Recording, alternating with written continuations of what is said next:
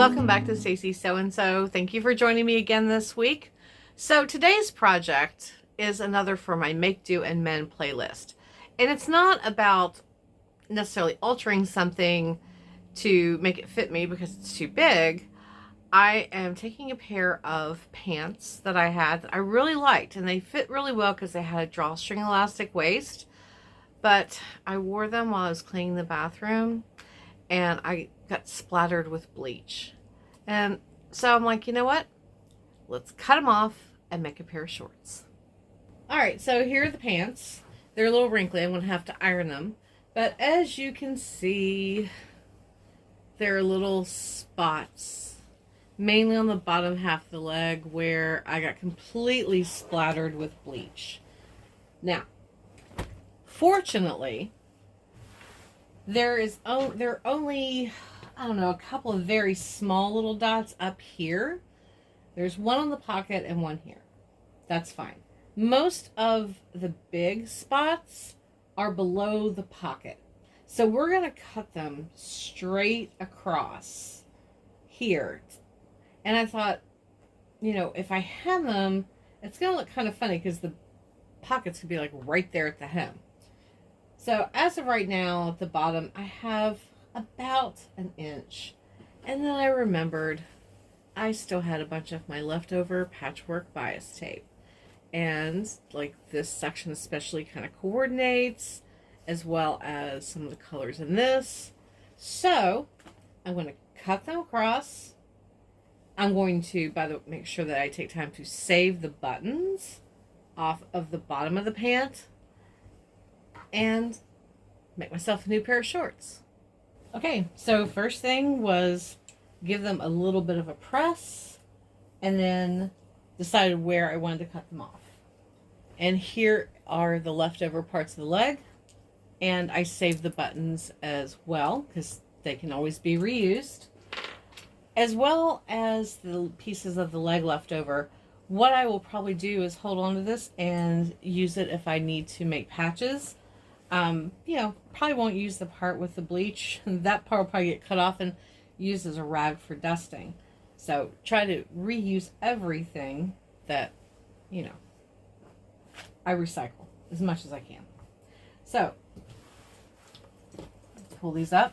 This is going to be a really good length for me. I don't like my shorts super short. I mean, I'm 56 years old. I have no business wearing short shorts. So cutting them off. Now, like I said, if the pockets weren't here, I probably would have turned them up twice and given them a hem, but I think it looks kind of weird to have the pocket this close to the hem. So I'm going to take my patchwork bias tape. We're going to give these a little bit of color and just fun. So we'll start on the end. We'll start on the inside of the leg. And then we will sandwich that hem, go all the way around both legs.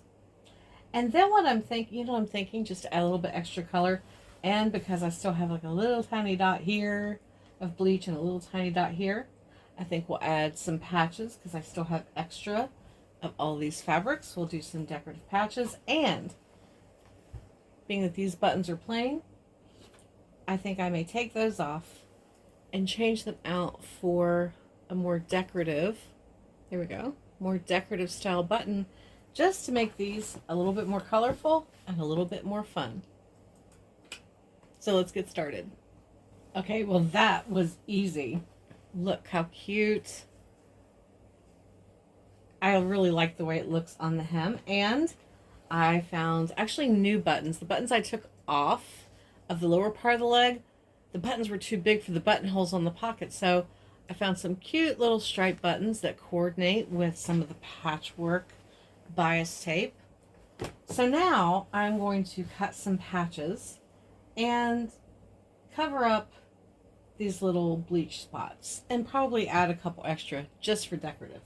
Now, if you don't want to hand sew or you don't feel comfortable trying to sew on a machine, sew patches on, I recommend using Easy Steam 2. It is a two-sided fusible webbing. So you can just iron it straight on. And then you can either leave it as it is, or once you iron it in place, it's much easier to get that on your machine and do like a zigzag or decorative stitch around it. So let me pull out some patches. Add some. I am going to use the Easy Steam 2 to hold them in place, and then add some decorative stitching around the edges just to make it more cute. And I got the patches attached with Easy Steam. And I know I said I was going to like zigzag around the edges, but now I'm stuck. I can't decide if I want to do that or not, because I feel like they should all, one has the stitching, they all should, but I don't know if I can actually get down inside of this pocket, and I don't want to stitch it closed. So I'm going to have to think about that.